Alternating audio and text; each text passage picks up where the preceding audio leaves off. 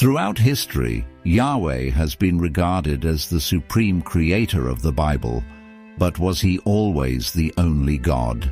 Many archaeological findings suggest that Yahweh may have originally been a tribal deity worshipped alongside other gods such as El, Baal, and Asherah. Interestingly, some studies propose a possible connection between Yahweh and the Anunnaki, a group of gods from Sumerian civilization, believed by ancient people to have influenced the development of humanity. You can refer to the following sources: Genesis 1:1, Exodus 3:14, Psalms 95:3, the book The 12th Planet, Gods, Demons and Symbols of Ancient Mesopotamia, and The Bible Unearthed. Initially, many archaeological findings and ancient texts suggest that Yahweh may have once been a tribal deity, emerging from the ancient religious traditions of the Near East. Egyptian texts from the time of Pharaoh Amenhotep III, around 1386–1353 BCE, mention the Shasu of Yahweh, a group of nomadic people who worshipped Yahweh, indicating that the origin of this deity might be linked to nomadic tribes in the Sinai and Levant regions. The Mesha Stele, around 840 BCE, also known as the Moabite stone, refers to Yahweh as the God of the Israelites, though not yet in the exclusive monotheistic sense seen in later Judaism. In the Bible, the first mention of Yahweh appears in Genesis 4:26, stating, "At that time people began to call on the name of the Lord, Yahweh." However, in Exodus 6:2-3, Yahweh speaks to Moses, saying, "I appeared to Abraham, to Isaac, and to Jacob as God Almighty, El Shaddai, but I did not make myself fully known to them by my name Yahweh." This suggests that Yahweh may have initially been one of several titles or manifestations of a supreme deity in Canaanite beliefs before becoming the singular God of Israel. Some scholars, like Mark S. Smith in The Early History of God, Yahweh and the Other Deities in Ancient Israel, argue that Yahweh may have originally been a war god worshipped alongside other deities such as El and Baal. This aligns with Yahweh's depiction in Exodus 15:3, which says, "The Lord is a warrior, the Lord is his name." Traces of a polytheistic system are also evident in Psalms 82:1, which states, "God presides in the great assembly. He renders judgment among the gods." Furthermore, some researchers draw comparisons between Yahweh and the Anunnaki gods, particularly deities like Enlil, Enki, and Ninurta from Sumerian and Akkadian mythology. The story of the Great Flood in Genesis 6-9 bears striking similarities to the flood narrative in the Epic of Atrahasis. Both stories describe a divine flood sent to destroy humanity. In the Sumerian version, Enki warns Atrahasis, while in the biblical account, Yahweh selects Noah, guiding him to build an ark to save his family and animals. After the flood, both characters' vessels come to rest on a mountain. They release birds to check if the waters have receded, and they offer sacrifices of gratitude to the gods. This raises the question, was Yahweh not an entirely independent deity from the beginning, but rather a continuation or transformation of Mesopotamian gods? While the origins of Yahweh remain a topic of debate, archaeological and ancient literary evidence suggests that he did not initially appear as the sole god. Instead, his identity evolved through a historical process that transitioned from polytheism to monotheism in Israel. Yahweh may have once been a war god, a protector of nomadic tribes, before Israel's prophets and leaders elevated him to the role of the universe's sole creator. In the early stages of Israel's history, its religion was polytheistic, where Yahweh existed alongside other deities such as El, Baal, and Asherah. Over time, this belief gradually shifted to henotheism, meaning the Israelites worshipped only Yahweh without denying the existence of other gods. Eventually, Yahweh became the sole deity in a strictly monotheistic system, completely excluding all other gods. In the Bible, traces of the henotheistic phase can be seen in Exodus 23, where Yahweh commands, "You shall have no other gods before me." This implies that other gods were acknowledged to exist, but only Yahweh was to be worshipped. A similar idea appears in Psalms 82:1, which describes Yahweh standing in the divine council, suggesting remnants of an earlier polytheistic system. How did Yahweh become the only God? A crucial turning point occurred after the Babylonian exile, 598–538 BCE. Before this event, the kingdoms of Israel in the north and Judah in the south still retained elements of Canaanite religious practices, including evidence of Asherah being worshipped alongside Yahweh. However, when the people of Judah were exiled to Babylon, they lost the temple in Jerusalem, which had been their central place of worship. To preserve their national identity, priests and scholars strengthened the belief that Yahweh was not just Israel's God, but the one and only God of the entire universe. This idea is clearly expressed in Isaiah 45:5. "I am the Lord, and there is no other. Apart from me, there is no God." This period marked a significant transformation where Yahweh was no longer seen as one deity among many in a divine council associated with El, the supreme god of Canaan. After the exile, Yahweh was firmly established not just as Israel's national God, but as the supreme creator of the universe, no longer sharing power with any other deities. This marked the transition from a tribal god to the singular God of Israel, and later the God of Judaism, Christianity, and Islam.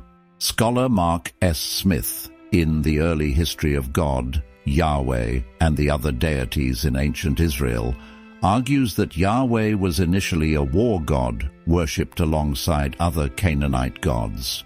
Over time, through political and social upheavals, he became the supreme deity. This process accelerated after the fall of Israel to Assyria, 722 BCE, and Judah's exile under Babylonian rule. When Christianity emerged, Yahweh continued to be acknowledged within the framework of the Holy Trinity, becoming God the Father, while Jesus, God the Son, was seen as the mediator between humanity and God. In Islam, Yahweh is identified with Allah, the one and only God of the Islamic faith, reaffirming absolute monotheism. These transformations are reflected not only in religious texts, but also in ancient sources like the Ugaritic tablets, 14th to 12th centuries BCE, where the god El is described as the head of the divine council, a system that Yahweh may have absorbed before becoming the singular deity. Scholar William G. Deaver, in Did God Have a Wife?, also points out that traces of a polytheistic religious system involving Yahweh, Asherah, and other gods still appeared in Israel's early religious history. In summary, the transition from polytheism to monotheism regarding Yahweh was not an instantaneous event, but a process that unfolded over centuries, driven by historical, political, and theological changes. Regarding the relationship between Yahweh and the Mesopotamian deities, there are many notable similarities not only in the roles of these gods, but also reflected in creation stories, the Great Flood, and the protection of humanity. In Sumerian and Akkadian mythology, Enlil is one of the supreme gods, regarded as the god of storms, war, and ultimate authority over the land. The Epic of Gilgamesh describes Enlil as a deity who decides the fate of humanity, similar to how Yahweh is portrayed in the Old Testament. Psalms 29:3-10 describes Yahweh as the God of thunder and storms, much like Enlil is considered the god of tempests in Mesopotamia. Both deities are powerful, often using natural forces to punish humanity. Meanwhile, Enki, also known as Ea, the god of wisdom, water and creation, shares similarities with Yahweh in the role of protecting humans from disasters. In the Epic of Atrahasis, Enki is the god who warns humanity about the impending Great Flood and instructs Atrahasis to build a boat to survive. Similarly, in Genesis 6:9, Yahweh foretells the flood and commands Noah to build an ark to save his family and animals. Both stories depict a God who provides wisdom and guidance to help humans avoid destruction. Additionally, Ninurta, the god of war and protection, has much in common with Yahweh. Ninurta is described as a divine warrior, a protector of humanity against enemies and chaos. This is clearly reflected in the Old Testament, where Yahweh is referred to as the Lord is a warrior, Exodus 15:3, leading the Israelites in battles. Ninurta is also associated with controlling water and rain, an important element of Yahweh's power over nature in the Bible. Scholar Mark S. Smith, in The Origins of Biblical Monotheism, argues that Yahweh may have originally been a tribal deity with functions similar to the warrior and protector gods of Mesopotamia. Over time, he absorbed characteristics of Enlil, Enki, and Ninurta to become the sole god of Israel. Some theories suggest that Yahweh may not have been a singular deity, but could represent a group of entities, similar to the Anunnaki gods. In the Ancient Aliens hypothesis, it is proposed that Yahweh might have been an extraterrestrial being worshipped by ancient humans. There are many studies on the connection between Yahweh and the Anunnaki theory. Some scholars and ancient aliens theorists have questioned whether Yahweh was not a singular god, but rather a group of entities similar to the Anunnaki. In Sumerian mythology, the Anunnaki are a group of gods believed to have come from the sky to shape human civilization.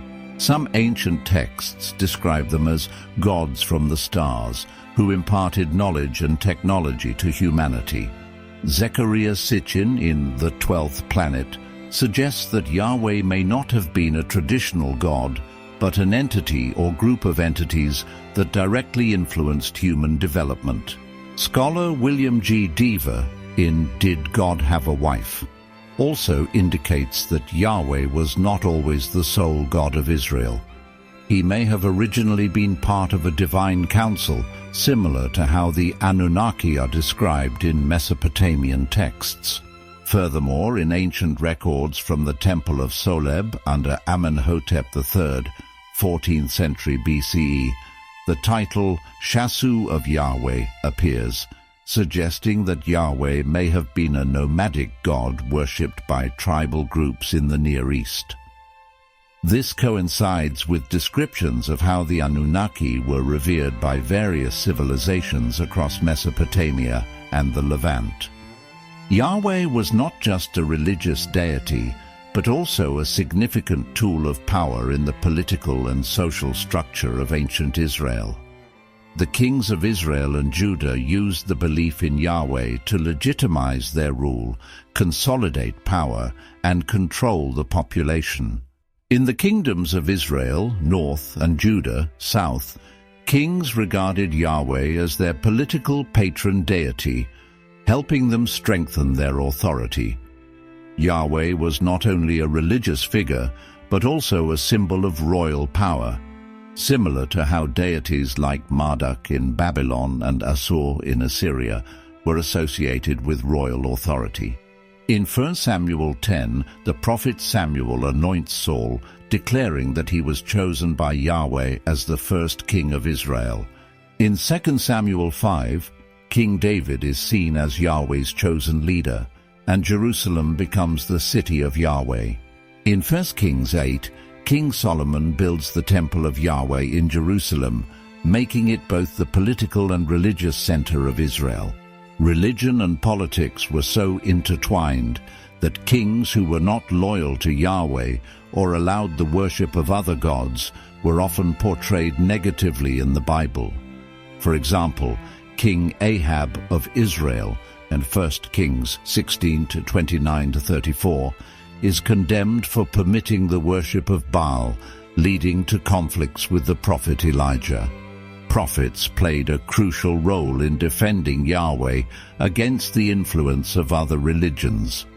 They were not just messengers of Yahweh's word, but also political figures, safeguarding Yahweh's authority and the power of kings loyal to him. Prophet Elijah, as Kings 18, challenged 450 prophets of Baal on Mount Carmel, proving Yahweh as the only true God by calling down fire from heaven on his altar. This was not just a religious event, but also a political move to eliminate Baal's influence in Israel.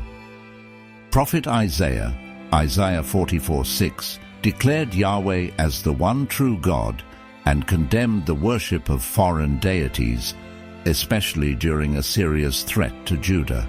Prophet Jeremiah, Jeremiah 7:30-34, warned that if Judah continued worshipping gods other than Yahweh, they would face destruction by Babylon. This prophecy came true when Nebuchadnezzar II destroyed the Jerusalem temple in 586 BCE, marking the start of the Babylonian exile. These prophets were not only religious figures but also thought leaders who helped establish Yahweh as the sole deity, laying the foundation for monotheism. In the early periods, the Israelites did not exclusively worship Yahweh, but were influenced by Canaanite deities like Asherah and Baal. The transition to monotheism was not smooth and involved significant internal religious conflicts. Archaeological evidence from Kuntilet Ajrud, 8th century BCE, shows that Yahweh was once worshipped alongside Asherah, a popular fertility goddess in Canaanite religion. In 2 Kings 23, King Josiah launched a major religious reform, destroying pagan temples and reinforcing the exclusive worship of Yahweh. This marked a significant turning point in eliminating other gods from Israel's religion. The Babylonian exile, 586-538 BCE, forced the people of Judah to reconsider their faith. After returning from exile, they strongly affirmed that Yahweh was the only God, refusing to share his authority with any other deity. Scholar Mark S. Smith, in The Early History of God, argues that this transition was not a sudden event, but a process spanning centuries, influenced by prophets, kings, and political upheavals. When the Jerusalem temple was destroyed by Babylon and the people of Judah were exiled, they faced the risk of losing their national identity. To survive in exile, Jewish leaders strengthened the idea that Yahweh was not just the God of Israel, but the Lord of the entire universe. In the book of Daniel, 2nd century BCE, Yahweh is depicted as the God who controls all kingdoms, not just Israel. In Ezra and Nehemiah, the returning exiles sought to purify the nation from foreign religious influences and re-establish the exclusive worship of Yahweh. The development of the Hebrew Bible, Tanakh, during this period helped shape Yahweh as the eternal singular God. Scholar Israel Finkelstein, in The Bible Unearthed, argues that belief in Yahweh's monotheism helped the Jewish people maintain their national identity after historical crises. This belief became the foundation for Judaism, Christianity, and Islam in later periods. Yahweh is not just a religious deity, but also a philosophical symbol, reflecting humanity's quest for meaning regarding the divine and the universe. Initially, he may have been one among many gods in a polytheistic system, influenced by Mesopotamian and Canaanite mythology, before becoming the sole deity of Israel. Scholar Mark S. Smith, in The Origins of Biblical Monotheism, argues that Yahweh was not an independent entity from the beginning, but was shaped over centuries by historical events and theological thought. This raises the question, is Yahweh a truly existing God, or merely a product of religious and political evolution? Some scholars, such as Zecharia Sitchin in The 12th Planet, suggest that Yahweh might not be a supernatural God, but rather an entity belonging to the Anunnaki, the Mesopotamian gods described as beings from beyond Earth. Although this hypothesis is controversial, it offers a different perspective on how ancient humans interpreted extraordinary phenomena they could not explain. Descriptions in Exodus 13:21-22 of a pillar of fire or the thunderous clouds on Mount Sinai, Exodus 19:16-19, have led some researchers to question whether these accounts might reflect encounters with advanced technology. Beyond the idea of objective existence, some philosophers view Yahweh as a spiritual symbol representing the connection between humanity and the universe. Genesis 1:27 states, God created mankind in his own image, which can be interpreted to mean that divinity is not only external, but also present within human consciousness. Scholar Karen Armstrong, in The Case for God, argues that religion is not merely about worshipping deities, but also about exploring the self and the universe. This concept aligns with Kabbalistic philosophy, where Yahweh is not just a god, but also the creative principle and the flow of divine energy. Additionally, the image of Yahweh reflects a transformation from a fearsome god to a symbol of compassion and love. In the Old Testament, Yahweh is often depicted as a punitive, controlling deity who tests his people, as seen in Exodus 32:27-28, where he commands the destruction of the unfaithful. However, in the New Testament, through the appearance of Jesus Christ, Yahweh is understood differently as a God of love and forgiveness, exemplified in John 3:16. For God so loved the world that he gave his one and only Son. This shows that the concept of Yahweh is not fixed, but constantly evolving, reflecting the development of religious and philosophical thought over time. In conclusion, Yahweh is not just a deity, but a multidimensional symbol, from a divine being in religion, a political force in history, to a philosophical model of cosmic consciousness and spiritual connection. Regardless of how he is understood, Yahweh remains one of the most influential ideas in human history. Thus, the journey to understand Yahweh is not just an exploration of religious history, but also opens up profound questions about the nature of faith, the divine, and the evolution of human civilization. Thank you for watching until the end of the video. If you found this content useful, please subscribe to the channel and turn on notifications to continue exploring perspectives on history, religion, and spirituality. Don't forget to share your thoughts in the comments below. Thank you for your support, and remember, God is always with you.